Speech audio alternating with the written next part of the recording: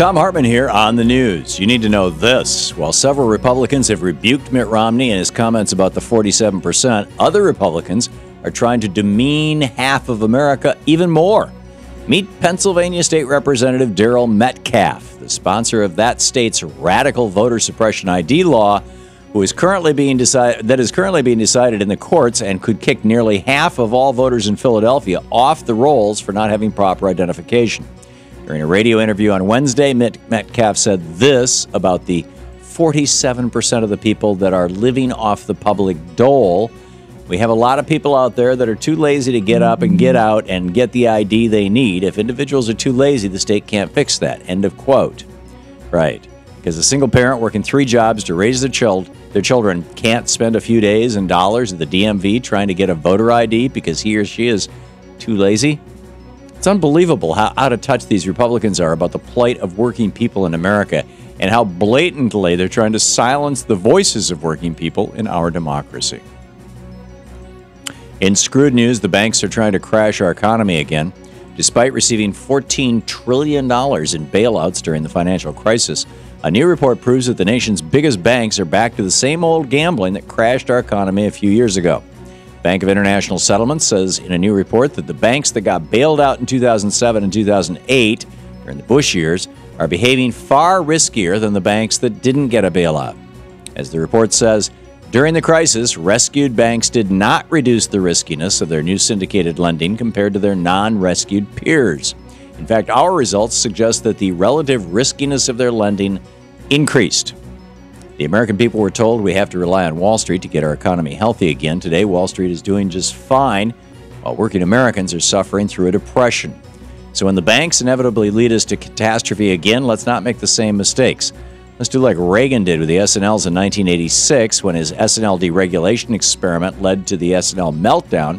Let's nationalize them, break them up, regulate them, and turn banking back into a safe, useful, and boring industry like it used to be when our economy was thriving before Reagan. In the best of the rest of the news, it's now high time for Republican Chairman of the House Oversight Committee, Issa, to offer an apology to Attorney General Eric Holder. Back in June, House Republicans voted to hold Attorney General Eric Holder in contempt after Congressman Issa held a series of witch hunt hearings trying to implicate Holder in the non-existent Fast and Furious conspiracy. Now, a new report out by the DOJ's Inspector General confirms that the case against Holder was completely phony.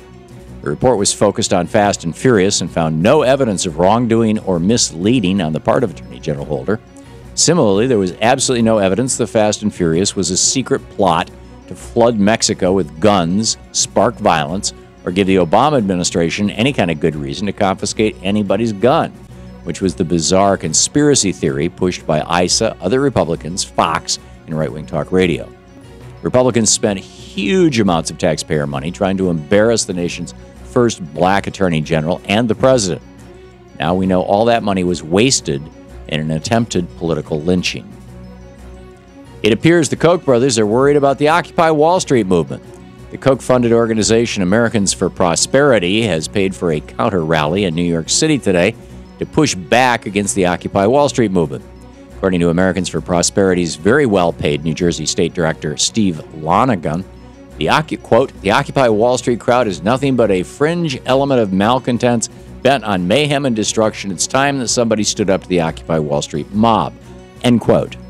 Unclear how many people plan to attend this counter-rally funded by the billionaire brothers and multimillionaire Dick Armey. The Kochs do have a successful record kicking off AstroTurf movements, most notably creating the Tea Party. Yet more evidence is piling up that GMOs, or genetically modified organisms, might harm us.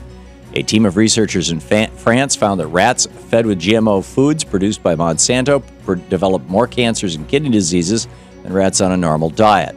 Upon seeing the results, Jose Bové, the vice chairman for the European Parliament's Commission for Agriculture, said, quote, "The study finally shows we are right and that it is urgent to quickly review all GMO evaluation processes," end quote.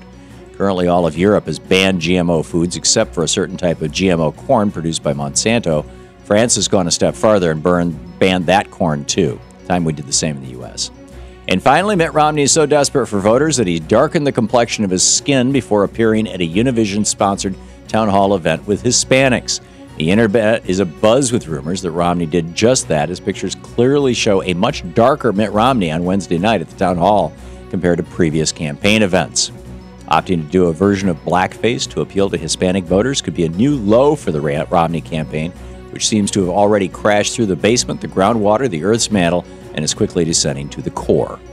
And that's the way it is today, Thursday, September 20th, 2012. I'm Thom Hartmann on the News.